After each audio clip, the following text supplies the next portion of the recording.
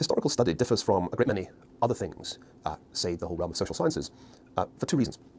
Firstly, we're not engaged in model building. We're not trying to simplify the world of human beings into some kind of mathematical model. Historians live and breathe the complexity of the past, and we accept that there really is a sample size of one.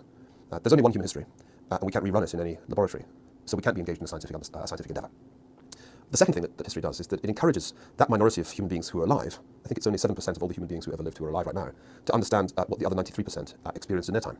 So historians build a bridge backwards through the generations, and at the heart of our enterprise is the imagination.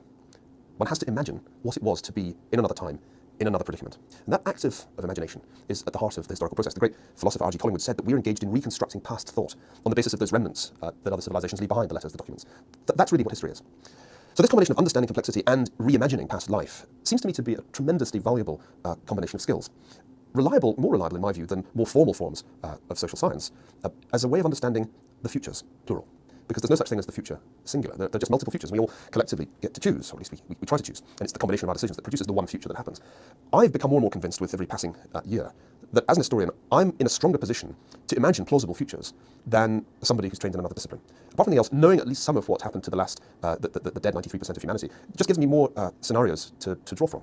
Trying to think about the futures requires a certain amount of thinking by analogy. And if all you've got to go on is your own lifetime experience plus some model, I think you're likely to get it wrong.